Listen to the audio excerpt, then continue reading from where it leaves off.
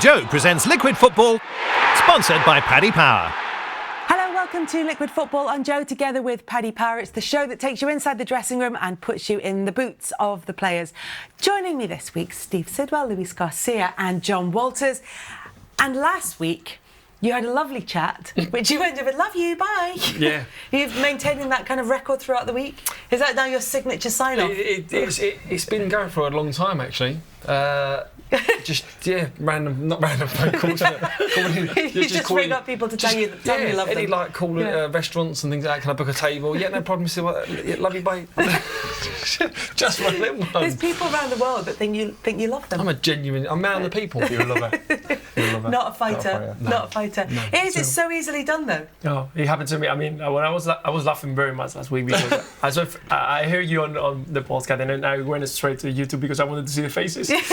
But it's true that it happens. It happens to me a few times in the car because you're relaxed, you're talking, okay, love you, bye. And then once you said it's just, even the people is waiting that you say, oh, sorry or something, but you just hold on the line to see what happened. And because nobody uses phones anymore. That's what it is. The only people you use your phones for are your family normally. So you're just used to signing off like that. On to the football then. Liverpool's 100% record has gone. Still unbeaten at the top of the league, but that 1-1 draw with Manchester United at Old Trafford. We'll come on to Manchester United and their performance in a minute, but that didn't look like Liverpool anywhere near their top form, Luis. No, it's not the Liverpool we're expecting against United, of course. But I think everybody realised, even the players, when they finished, they knew. They were all talking about, it wasn't our best performance, it's not the way that we used to approach these kind of games. But, it's about points. It's about getting points, and if they tell you that you're gonna go there and you're gonna get a point, probably you will sign it in the beginning of the season because you know this is gonna be tough. Even let's forget a little bit what happened to United during the whole season, and they are not probably in the best moment.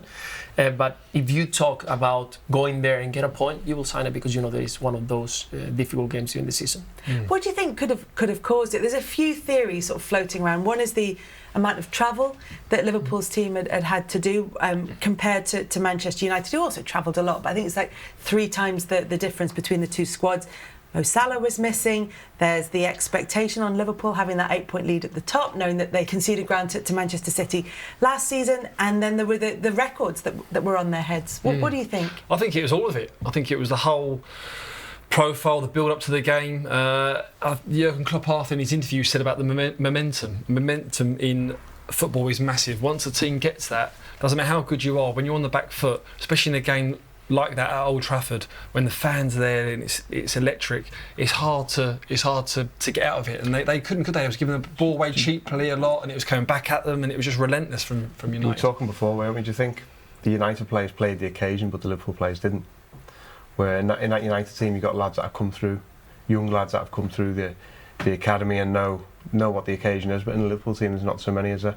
There's Trent Alexander-Arnold, isn't there? And that's... Yeah, they've still got players that's played for Liverpool for many years and know the magnitude of that, and they would have been reminded of that from, kit men and people around. I don't think they need to remind. I think it was just one of them days, bad day at the office. It happened to be against Man United. And it happens. It's not. It's a long season. Liverpool has done so well until now, and they're still unbeaten. But it's a tough day. It's not actually a bad result, really. No, it's just because Liverpool have won how many? 17 on the run. And it feels better when you've gone a goal down and then you equalise late on than if Liverpool had scored and Man United had equalised late on. And they're still 6 points clear. Exactly. You watch the game and you want Liverpool to attack, to get the ball, to see those movements up front. Of course, it wasn't Salah there, but you want Firmino to get the ball and link with the other ones. And it wasn't the day for Firmino, probably. But because also United was on them, and they know they have to look after him, and it's difficult to turn and to get the ball.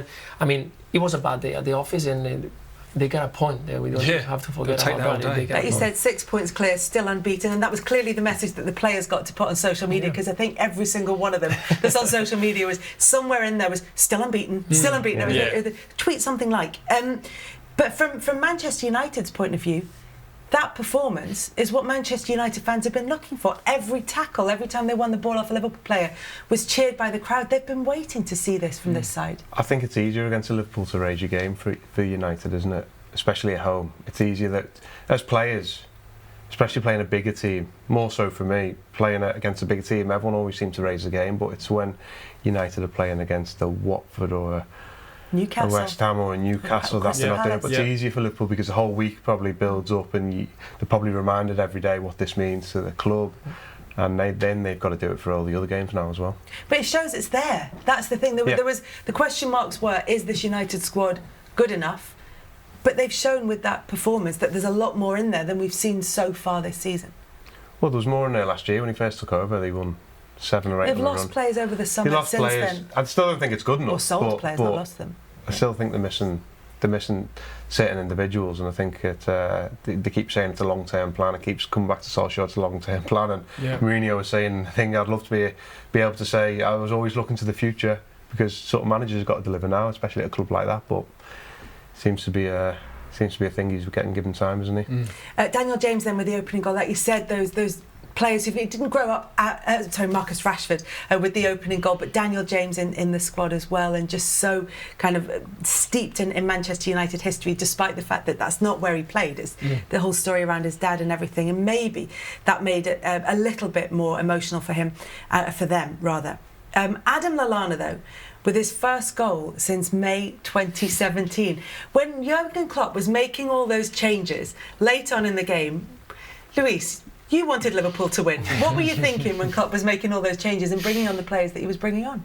No, I think he was desperate to change the game in some way, and Adam is one of those kind of players. He can keep the ball, he can make those kind of run dribblings, and the most of it is because they needed a goal, and I think it was a very important moment, and it was a push for Lallana. He's been through a lot the last couple of 3 years, and it's a moment where he feels comfortable, he feels strong fitness-wise, but now it's about the football. Get the ball, get into the game, get into the field again, and play against United is always special for Adam Lallana. So I think it was a good moment to get him in, and the goal was a reward. It has been so tough for him. He said there were loads of periods during last season when I was sad and angry, not at anyone in particular, just at the situation. I was continually battling to contribute, to be dependable to my teammates, because when you get injured, it's almost not a sign of weakness, but you're not able to do your job. He talked about how Jordan Henderson is one of his best friends, and he found himself at times unable even to talk to him. He said he would share a car with him, and for the first 5 minutes couldn't talk. It's now all out in the open, and he's been able to have that conversation with him. But that feeling of being a long-term injured player and being on the periphery can be a lonely place to be, can't it? Yeah. All you want to do is play, isn't it? Yeah. The past couple of years we've had a few, myself and Steve. You had your back, didn't you, at the end, and I was at my Achilles last year, and all you want to do is play. So when you're not involved, I found myself, I was just going in the morning. I was in before everyone. As an injured player, you're always in. So I used to be in the gym as the lads are walking past to come in, and I'll go and say hello to them in the changing room, and I'd come back in the gym. I'd spend 2 or 3 hours in the gym. Then I'd finish training, and then you wouldn't see them. You're not part of it. You're just on your own, and basically all that time you spent on your own in the gym or with a physio or something like that. And all you want to do is play football. So when it's a long-term one, it's a lot more. You don't feel part of it at all. And he's been in that situation, watching the team get better, watching them win the Champions League.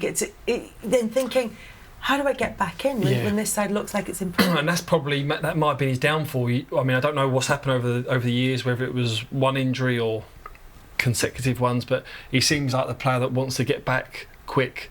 So that might have been a negative in his rehab. You know, he may have pushed it quickly through to get back on the pitch, to get back in the team, in the squad, because he wants to play.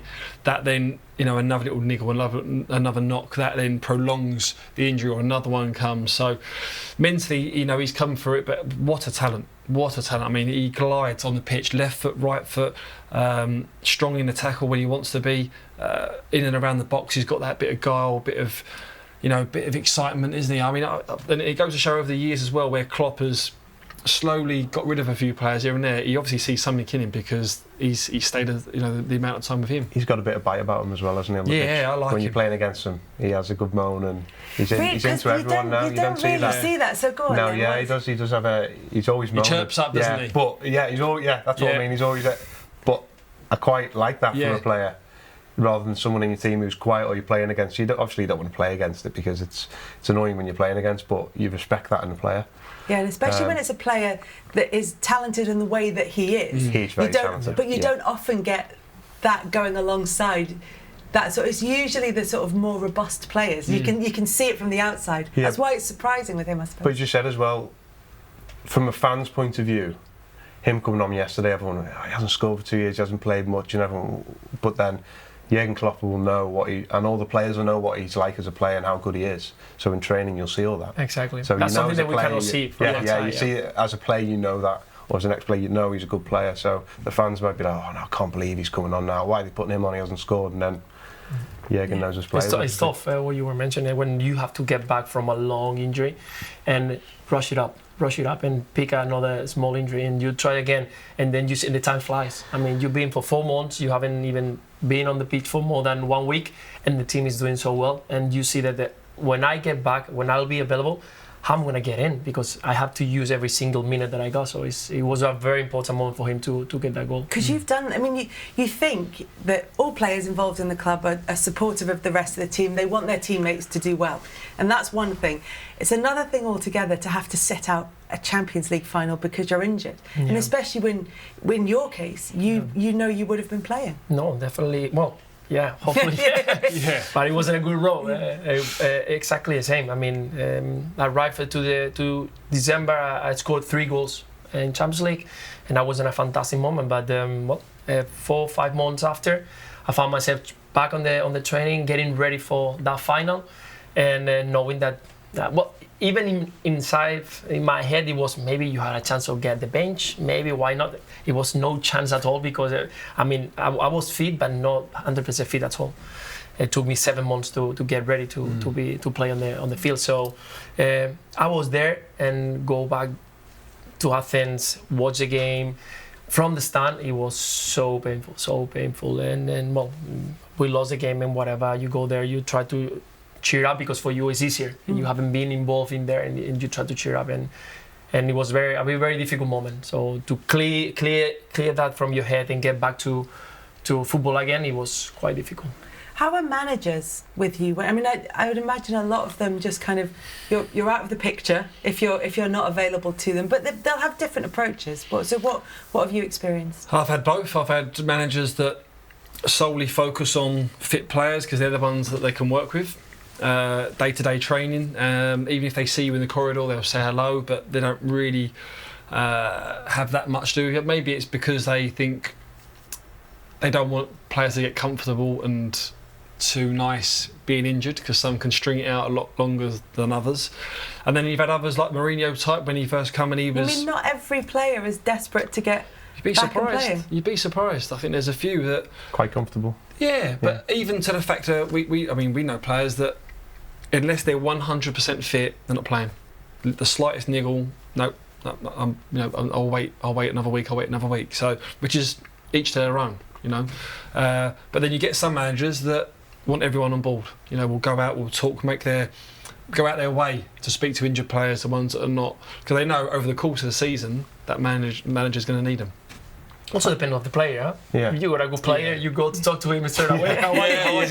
Your 60% is better than another 100%. Yeah. True. Are you fit for the weekend? Are you going to be fitting next week? And you get pushed by managers sometimes. Yeah. But I think if it was in that position and you're managing someone, I'd always go out my way to speak to the player, because some managers ignore you completely. You just get left on your own. You get ignored. You're no use to them. Basically, they see it, and in a way, you can see the point. You're no use. You're not playing. You can't be at the weekend. The manager's just in the week to week. If a manager has a bad month, they're under pressure, so they don't need you. But because we hear so much from teams who talk. I know team spirit is a really overused phrase, and often it just means we're on a really good run and we all get on with each other. But when you talk about teams having like a common purpose, then and managers who are good at creating that, then you should. I know you're saying you can see the point of a manager saying, well, you're no use to me there, but surely long term you want to keep the group together. I'm not saying I'll do that. I'll do the opposite. it's so important, I think, to have everyone pulling in the same direction, because as soon as you get a couple that are unhappy, that spreads quickly, doesn't it? Yeah. That spreads in a team And a very good quickly. manager, I think you can see on that. Yeah. And it's not about Jorge, because we got many examples, but just realize that last year for Champions League he used Wijnaldum in the last few games, Origi, Shaqiri. They were not playing before, and suddenly they performed so well, 100% from nowhere to 100% semi-final, final. Very important to, if you are not happy in the group, if you're not gonna get into one game and do well. That's for sure. That's because the manager has been working with you, trying to keep you thinking that you are important, even though that you haven't played for 3 games, because I think or you didn't play for 3 games and suddenly playing the 11 started. So it's very important for manager to keep those players, because at the end it's a very long season and you need them. So you need all the players to be pulling in the same direction. What about players on opposite sides? Because Roy Keane was not happy about all the hugs and the slapping on the back and the tunnel between Manchester United and Liverpool players. I think particularly because it was Man United against Liverpool, he didn't enjoy that at all. What's your experience? Do you need that kind of focus? Do you need to feel like he said, like you're going to war? No, I understand it's a war, but in a war you need the fighters, the soldiers who fight in the middle. You need creative people who are not going to be fighting with others, because it is about creating something, and you need the snipers that are going to have to be critical or clinical going to goal. So I don't see, Lionel Messi or Firmino or Salah getting in a fight. I don't see, because I think for them it's going to take the focus away from the game, from trying to do a dribbling. He's going to be more aware of crushing with other defenders or trying to tackle. That what he is good at is dribbling and going fast to score a goal. So yeah, I agree that in a war you need to be tough and be focused, but every player is totally different, so you need all of them. I think he's right there, isn't it? It's more of the flared players that are just relaxed and laughy, joking, and the ones that are just. Was it the Gary Neville one? Was it with Pete Schmeichel? Do you remember when he went to shake his hand with Gary Neville when it was, and he was like, no. Yeah, we're in the zone now. They're ones that are just sort of ones that just smash a little people. bit, I want to be look like I'm in the zone, or the cameras are on, or sort of that kind of thing. That's See him do that week in, week But out. no, there is. I didn't really speak to anyone in the tunnel when I was in there, but I'd have players on the opposite team as well. It's all saying hello, but I was just sort of more focused on the match. But then those players that were saying hello then ripped us apart. So it doesn't mean because I'm more focused. It's everyone's getting in their own zones, isn't it? Exactly. It's about how you feel. How you feel your focus. How can you get that point where you go and feel comfortable on the game? I cannot go and try. I mean, I can't go to a fight. I go to try to enjoy myself. There's no point. People might want to fight you though. I remember Josemi, when I met him I faced him 3-4 times in Spain, and when we came here and I met him in Liverpool, he used to say, you were the long hairy guy. we used to hate you. I mean, he's a lovely guy, but the way he approached the game, it was, I'm gonna try to get him and tackle him and try to get him out of focus. And for me, it was about when he comes to me and try to fight, I will smile, because I know that he's gonna get angry with me and he's gonna lose the focus. So it was about try to play with that. Because there are players who just take on a completely different mindset during the 90 minutes, and it can be friends as well. Yeah, definitely. I can tell you that he's a very good friend of mine, but it was a different way, and it happens with Puyol, with me, 4 years in the academy, and the first game that I played against him, he tried to kill me. And after the game, I was saying, man, what happened with you? And it's a game, just forget about everything. So it's the way it works. It's just a completely different approach. We see that between the players, and that's the kind of thing that you might expect in maybe a documentary that showed you behind the scenes at a football club. Jurgen Klopp said that if that ever happened to him, he'd walk, he wouldn't stay at the club. However, the club that does have a documentary, the latest All or Nothing series on Amazon, is filming right now, and is filming at Tottenham. And you're laughing because it'll be carnage going on there behind the scenes, right? Imagine. So they couldn't have picked a better season, really. Could they? Let's be honest. For drama, I mean, if you're looking for that, yes, you're looking for drama. Yeah, exactly. But sure, they would have signed off, so there's all access, cameras all access, but they'll have editorial edit, so they'll be allowed. I think that's what happened with the Manchester City one, and you could see that the access was amazing, but what they actually said wasn't damaging in any way. But what happens? What happens if Pochettino gets sacked? What happens now? Are they going to show it on the camera? Because it's all access, and that'll be one of the biggest parts of the season if he did. If they carry on getting bad results, what happens? Are they going to show him walking into Daniel Levy's office? But also, there must be an way. I mean, people who go on reality TV shows say that after a while, if they go into Big Brother or whatever, they've always said after a while they forget that the cameras are there and they don't get. But Not a chance. there must be something at the back of your mind. If you want to go into the dressing room and you want to say something, knowing that those cameras were there, because if things are that difficult, they've got to give the TV company something. Yeah. They can't put a blanket ban on every conversation they have. Is this just another ingredient for why they're just not firing this season? I mean, because it's been since pre-season, hasn't it? And you can imagine walking into dressing rooms and corridors and there's cameras fixed up. There must be camera in everywhere. I've seen some of these documentaries, like the American football ones, aren't they? The same thing. And they're everywhere. Loads and loads. Well, the NFL own all the commercial rights or media rights, don't they, for the club? So they can say, no, we're the league. We're going to tell you what's in it. You don't tell us. But it's not going to literally be one or two men. There's going to be an army of them. Yeah. There'd be tens of them all around and fixed. So, and as players, you know what it's like. You want a bit of privacy. You don't want the camera following you around all the time. And do you know what? As players, and people will be saying that's a I'd never allow it in my club and this, that and the other. But you've watched the NFL ones are brilliant, aren't they? Yeah. Absolutely brilliant. And I think that's the way fans and people from the outside want to see what goes on. I think it's quite a good thing, but you can see why someone like Jurgen Klopp doesn't want it, because no, this is how I do it. I don't want people to know what I say, what I do. Do managers say that, don't they? And then there's the whole thing about not releasing your team properly until exactly an hour before kick-off and all that kind of thing. Does what managers say, and not being allowed access to training set, and I get that for sort of set pieces and that kind of thing, but does what they say and do vary that much? Could you get that much of an advantage by seeing it, do you think? But I'll tell you, the majority of clubs that I was at, the manager wouldn't have anyone watching training. So you get the odd ones where if it's, a family, a bereavement or a sick child that you've done a charity thing for, and you've said come down to the training ground, but there are week to weeks, day to days where certain players aren't training, whether that's due to an illness or injury that the public don't know about. They don't like it. Even Kel, you'd have been there on media days. They literally have 10 minutes watching training. Away you go. That's it. Whipped out. So they don't like people watching it, and that could be from a simple possession practice to set pieces to tactics. And that's been going for a long time. And anything that you can get the advantage from the other team. Rafa Benitez used to say, have you talked to, because we used to play against someone, Newcastle or West Ham, and he's a Spanish player there, and he knew about that we were friends about. It's like that. He said, have you talked to him? Have you talked to him? Well, he said, how are they going to play? Yeah, of course. I'm not talking about that. I'm talking because I say, hi, how are you, family, everything. If you, after the game, if you want to grab dinner with us, everything. No, he wasn't interested in even. You know something? Next time, ask him if he's going to play, if he's not going to play, if they want to play with three at the front. I'm not. It was tough to me to. I mean, it's a mate of mine and try to grab, because at the end, no one is going to tell you anything, because in the other side probably is the other man says don't say anything. Or they tell you something false on purpose. Exactly. You had it last year at Bielsa. Yes. Right, but I thought that was just quite clever. At Stoke, you know what it's like. You could go and stand outside the training ground and watch any session you want to watch. Well, used to. The trees are up now, but the trees weren't up.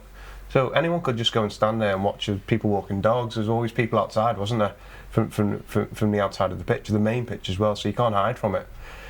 And he had people watching training set pieces.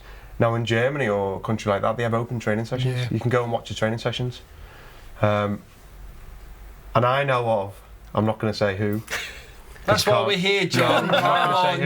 Come on. I can't. They'll go and watch a match that they're not allowed to watch. And they'll have a pair of glasses with the camera in, and they can see from the stand or watch. What do you mean not allowed to watch a match? Well, they'll be sitting behind closed doors matches or foreign matches, or you're not allowed to record or training sessions. There'll be people standing there, and it used to be they used to stand there with in the German ones used to stand there. You're not allowed to record the session, so people used to stand there with say McDonald's cartons with a camera in, like something like that, to record the session. Like it's spies. 100%. Yeah, pair of glasses. And with you a know camera the person who did this? I know the club as well. I can't say. I cannot say. Well, that's I mean, you might get in a lawsuit, so probably. But you know for a fact that happened because you know the person who did it. Yeah.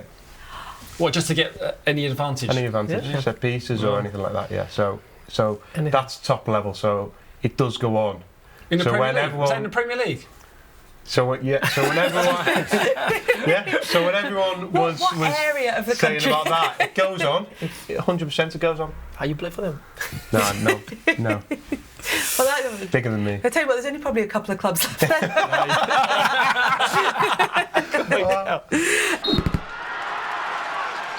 Time now for the Paddy Power Challenge. Wayne Bridge won last week, put a bet on West Ham to win against Everton, but of course Everton won, so it's another losing bet. This week, the challenge is a gargling challenge. You've got 10 seconds to gargle a famous football song. It's a unique football song. The only catch is, if I don't get it in 10 seconds, that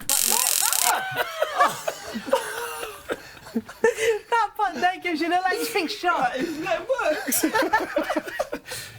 Testing. Don't do that again. No. We just turned that on. Wow, I thought it was a tickle. You wait till your turn. Oh my God. So, Steve, look at your first song. Okay. Okay, and you can take the water before the time starts. Yep. Step. Go. Go. 3,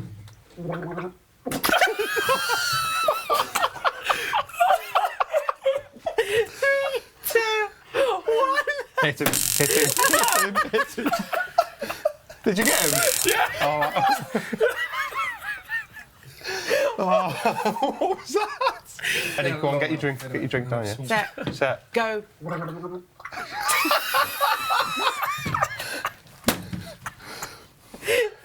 I'll do this one, yeah. 2. It's harder than you think, you know. Is that it? Here you go. I couldn't twist it off. Ready, set, go.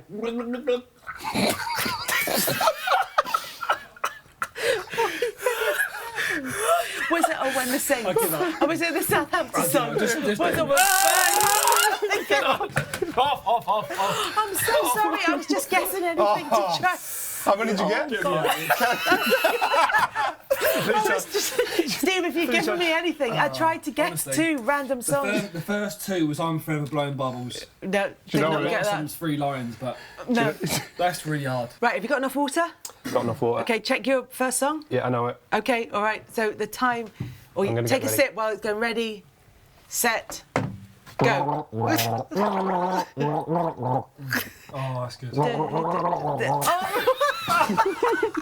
Oh my God! Do you know what it is? Why, Delilah? Yes. Oh my God! I think I'm going to win this, Steve. Someone who's keen on mouthwash. Go on. Right, we ready? I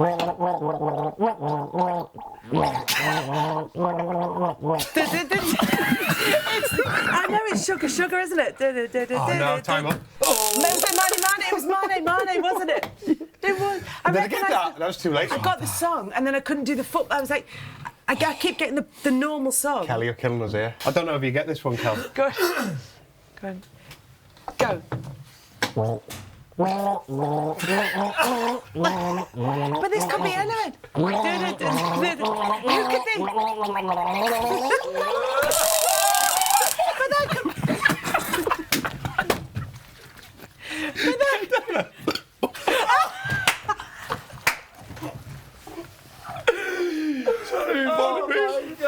Right, Luis, you Okay. are Yeah, type in. badged up. All done. You've got your water.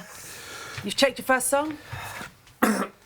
Okay. Okay, ready. Hold on, give me a second. Let's Hold get it on, up. hold Wait. Ready, set, go. You're not allowed to speak, are you? Well, no, you'll never walk alone. And you've got Are you allowed lyrics? You're not allowed lyrics. Oh, yeah. You're not allowed lyrics. Okay, have you checked your second song? Yeah. Go.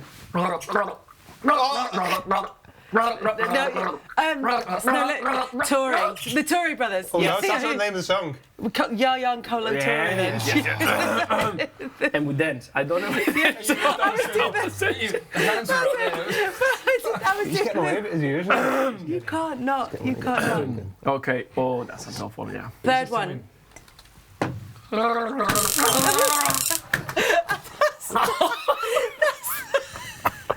Three, Go on.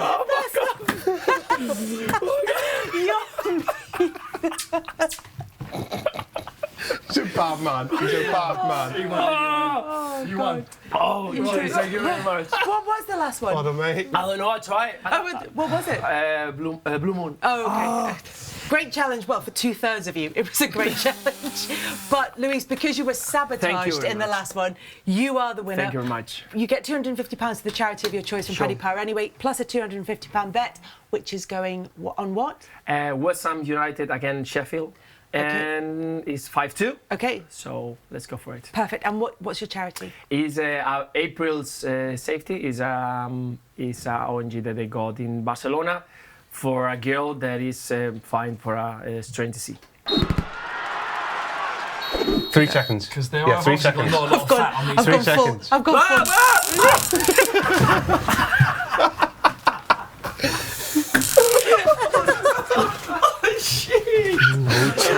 And this is Liquid Football on Joe, together with Paddy Power. I'm Kelly Cates, and alongside me, Steve Sidwell, Luis Garcia and John Walters. If you like what you see and hear, then please leave a nice review on YouTube or on iTunes. Now, here's psychologist and former NBA star John Amici with news of a show from Joe. My day job is helping businesses thrive through disruption. This show is not about business. It's about people who go from nothing, a seed of an idea, something that everybody thinks is completely impossible, and build it into this massive business. There are 1,000 different ways to be a huge success. One of the most interesting things that we're learning is that how people are failing is almost as important as how they succeed. In fact, it's integral. It's business. Pioneers is having really honest conversations with people, talking about their business, their objectives, their purpose, whether they're just out to make a ton of money and then quit, or whether they really want to change the world. Pioneers on Joe. Listen to it, download it, watch it. I had nothing profound to say. You've been watching Pioneers, together with Open Money. Manage it, save it, invest it.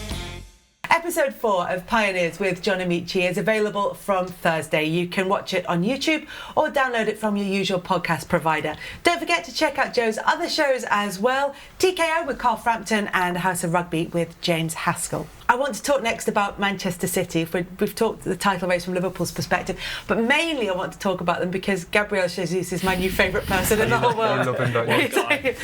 one interview, one post-match interview, and he walked away and everybody who was involved just went, but he's so lovely. He's just a really lovely guy. But he scored for Manchester City. But he did score for Manchester City as they beat Crystal Palace. They're in second. It's 6 points behind Liverpool, as we said, at the top of the table. But he does know that he's second to Sergio Aguero. And he said after the game, but I understand that, I'm 22. Sergio Aguero is Sergio Aguero, and every day in training with him, I try to learn something from him so I can be the player that he is. How hard a position is that when he's as talented as he is, even though he's young, to accept that that's where you are in the pecking order? I mean, when you told us about the interview, you said after that it was genuine. Yeah. You felt it was pure genuine, that he was actually, no, I'm learning off him, and I know I've got to wear my stripes and bide my time. And that could be next season. You don't know with Sergio. Listen, the way he's going, his scoring record was phenomenal.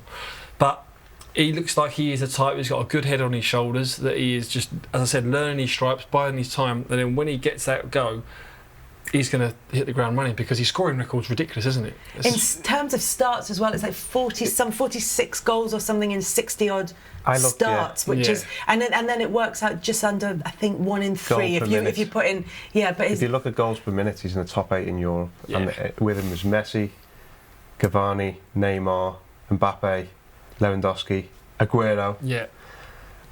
He's not going to play if Aguero scored and all those. But he carries on that's also scoring, he's not going to play in as that much. group of players. The other significant factor is he's the one who doesn't get a run of games to build it's a his difficult form thing up, to do and as well. yet Really. having just those minutes to come on and those odd games to come on and make a difference. Someone to be able someone to is do doing something right around him. I think because he's young, and of course even it's difficult. You are young. You are popular, you are in a good city, you can travel, you are in the national team, so many good things for a young player to handle. And I'm not sure if it's the family or the friends or the agent or Manager. the manager. Yeah, or the manager. Someone is doing something right with him, because when he's on the pitch, he delivers. When he's out, he's not in trouble. He's focused on what he has to do. He knows what he has to say on the interviews or in social media. So I think, what Steve just said, that when he arrived at the point when he's on the pitch, finally as the 11 started, he's going to just break records, because he's such a good talent.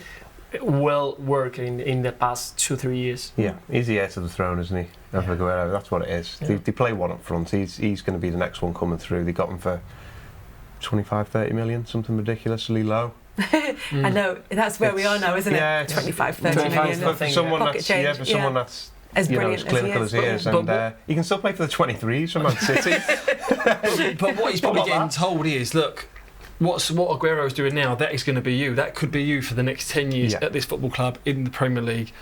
So just learn off him every day in training. Take little bits that you can. Pep's obviously speaking to him. So. But you've got to have a mental toughness, haven't you, as well? Yes. You've got to have a mental toughness at that, even at a young age, because you want to play. We've said already, Phil Foden's come out a few times, hasn't he, and said, "Well, I do want to play," but they're all saying to him, "Look, pull the handbrake up a little bit. You know, you're going to get game time in the future. You could be obviously the number one here again, but it's easier said than done at Man City as well." Exactly. The one Phil Foden, the read last week where it said one player would never be allowed to leave Man City, would be Phil Foden. Yeah. And Pep said that, so. But he's not playing, and yet he's happy and not letting him go anywhere. So obviously, you're exactly right. Yeah. Some people are doing something right, and it's obviously, I think it's the manager and his staff and how they are around the players and how everyone pulling in the same direction. It's like planting bulbs, isn't it, and waiting for them to come out in spring. I know. It's just because the weather's taken a turn. I felt like looking forward to spring. But like you're right. He doesn't have a partner, a strike partner as such. But those relationships with the players that he plays with, is he in a slightly better position as well? Because when he comes in to the starting 11, he's got the likes of Kevin De Bruyne, who was upset that he didn't pass it to him for the chance where he shot. Kevin De Bruyne, Bernardo Silva, David Silva, that he has players like that who will know where he is, and they say, if you're there, we'll make sure the ball is as well. And this is to play with those kind of players. He's going to get some chances, isn't he? He's going to score goals, because a team like that, you're not going to get one chance a game, you're going to get 5 or 6. And he's a clever, very clever striker. The movement is that. The only tricky thing is that part, that because you don't have that many minutes on a game, when you're on the game, you want to make them count. And sometimes you have to be selfish, and that can get you to a position where you got a teammate there, but I mean, you only have 20 minutes, and if I don't score, I mean, I'm a striker, I need to score. And an assist is good. Yeah, we won't say that it's not good, but if I score, it's even better. Yeah. So at certain points, sometimes he will be a little bit greedy or selfish and try to score a goal. And sometimes it won't help him. So it's a difficult moment for him to get 20 minutes, get 30 minutes, and try to or need to score a goal. Very difficult. But it's going well as things stand at the moment. The Paddy Power latest odds on the Premier League's top scorer. Sergio Aguero is 10-3, Pierre-Emerick Aubameyang 9-2, Harry Kane 6-1, as is Mo Salah, and Gabriel Jesus at 40-1. Now, at Liquid Football, we're very excited because we're going to host a live event. It's going to take place in Liverpool on Thursday, the 7th of November, ahead of the Liverpool-Man City game that weekend. More details will follow in the next few days, but if you sign up to the Liquid Football Facebook group, then you can get ticket details on there. Jayden Sancho was left out of Borussia Dortmund's squad for their 1-0 win over the Bundesliga leaders Borussia Mönchengladbach because he came back late from international duty. Does that seem a reasonable punishment? If you come home a day late, then we're going to drop you from the matchday squad? Set an example, isn't it? He's in Germany, isn't it? Yeah. The discipline. Discipline. They are. Timekeeping. You know, even if he was an hour or two late and he'd missed training or he could have came back. We've been at clubs where people will switch the phone off. We were talking about it before. People will switch the phone off and go missing for a day or two. I think every club, wasn't it? It was the ones that travelled halfway across the world. And the longer the journey. Yeah, they're due back on a Wednesday, all of a sudden they turn up on a Friday. Even the manager comes in on Thursday and says, we say, have you seen so-and-so? I've heard of him. And they're like, nah, not seen him. No one can get hold of him. Switch his phone off. Brazilians, Argentinians, the same. Normally it's difficult when they go travel because they of course, they travel 24 hours. So it's one less day of break or rest or whatever, so sometimes they get it by themselves. Get back just one day or two late. But I think it's an example, isn't it? Don't be late. We've been at clubs where people take liberties. And it's a call as well of attention, saying, listen, you're doing so well, but that doesn't allow you to just call me, liberties, liberty to 24 hours. I mean, if you arrive late because it's one morning or whatever, but it's to say, okay, you're young, it's still a lot to do. We had one at Stoke where obviously you get players that this was the build up to a Christmas do, and obviously which is always in December. So before then the fines were hot. Because obviously you wanted more in the kitty. Because it went in the Christmas kitty. Exactly. Yeah. So we had one where at Stoke the canteen was up right on the front of the training ground, and the big glass windows overlooking the car park. And you knew if everyone had to be there on a match day, for instance, it got doubled as well. So if everyone had to be at the training ground for 11:30 for pre-match, you knew that everyone's lining up at that window. Get to 28 minutes past, and all of a sudden you'll just see boys racing round down the sort of towards the gates, having to wait for the gates to open, and you can see them if you're lashing out with rain, getting their wash bags in their jackets, sprinting out their cars. We're banging on the window. Time to go. But you ran it though, didn't you? You ran the fines. Yeah, a couple of years, myself and Houthi no one liked us because we ran the fines, but it was double on a match day as well, so that was why you wanted people late on a match day, or anything, wrong t-shirt, wrong whatever they were doing, it's double on a match day, so if they're late on a match day, it's brilliant. You get like if there's a crash on the motorway, or there's traffic on the motorway. That's a terrible thing to say. That's been happening though, isn't it? There used to be a crash every day around the Stoke 15-16 junction. So that was the way I went home. Every day there's a crash. So on a match day, it's extra busy. So there's always traffic. So lads used to be like, oh, there's traffic there. There's a few lads that travel from Birmingham. Oh, bit of traffic there. So you knew they were going to be late. And then a few texts are going to WhatsApp groups sitting home. And then, it was double on a match day. So just write it down. As everyone was banging on the window, I was just getting a little black book out. I got a teammate that we had like 50 euros. If you arrive late 20 minutes, 100 euros if you arrived maybe an hour, and this guy was late every 2 days. It was one time late, 50 euros. So there's one day, it was already 3 weeks from the start of the season, or the pre-season, and he arrived to the guy who was making all the noise, and say, get 1,000 euros and don't bother me anymore. So he just wanted to, I'm going to arrive late, I don't care, so take it and let's talk to me maybe in 1 month or 2 months and we'll see what we do. So we have to raise the fines to double and double and double, so make it 50, 100, 200, and like this it was a bit more painful for him, yes. Did it work? Did it make you money? No, of course, yeah, a little bit. Sometimes you have to pay, but we got a few quid from him. That works though, doesn't it, if you double it each time? It does. Yeah. But we laugh and joke, and it is funny, but for a manager, when he's got a changing room that polices itself, full of children. Do you know what?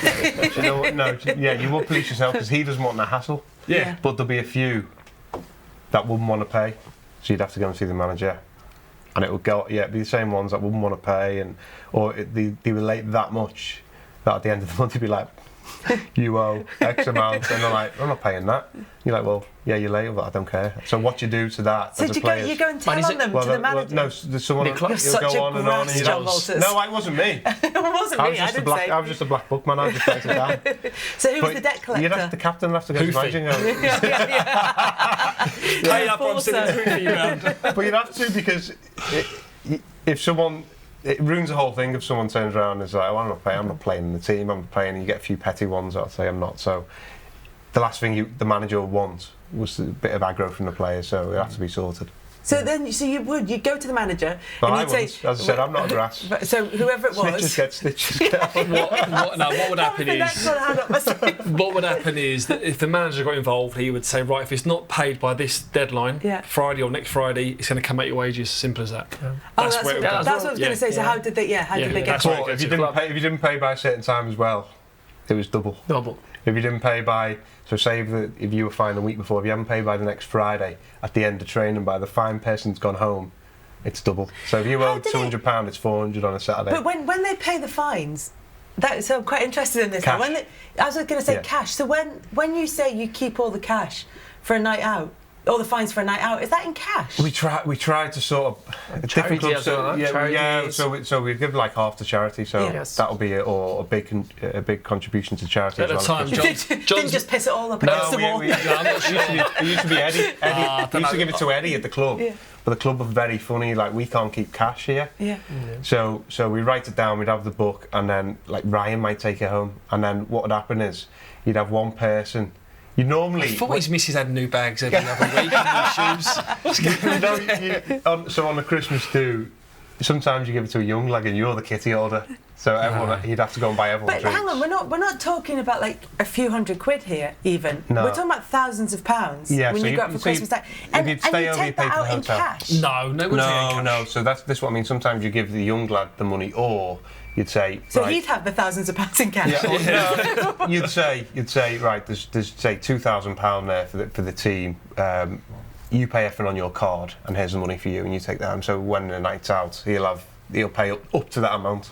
Yeah, but And that's what it'll be. But when so you've got say you're going up to Christmas because after it gets more relaxed. So I'm being quite picky on this now.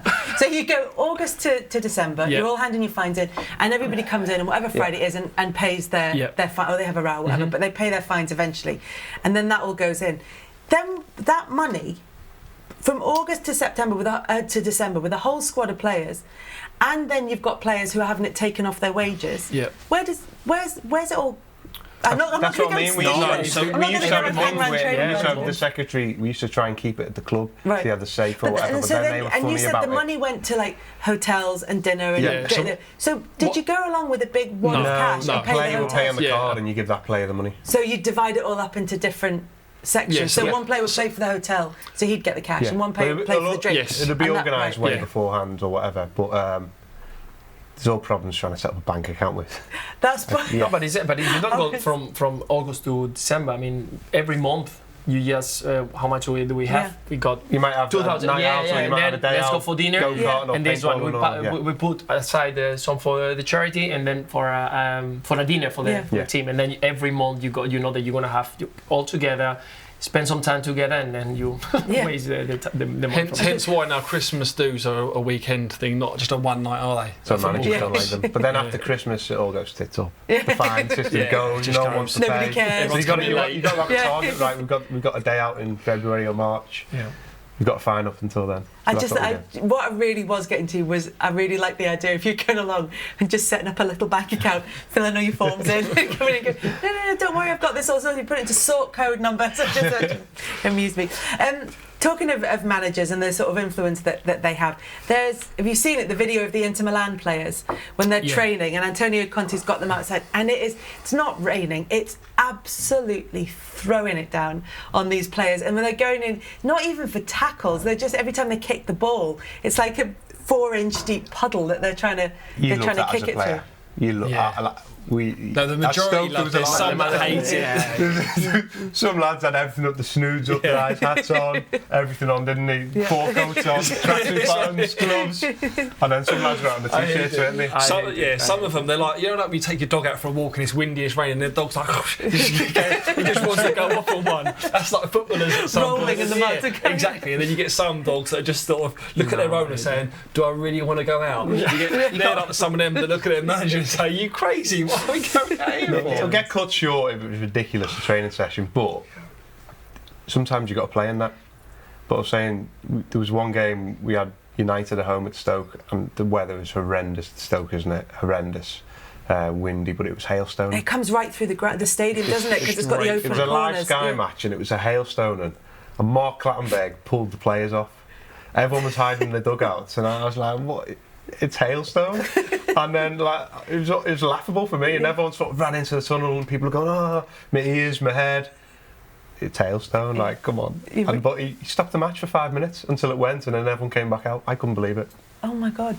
And just kept, what did you hate? What was the kind of, because I can imagine that. The English I can imagine all of it. Just the thing is, it's cold. Madrid is very cold. I have to tell you. I trained in Atletico and it was -2 degrees at 9 o'clock in the morning, so it's very cold. But you cover yourself and that's it. Yeah.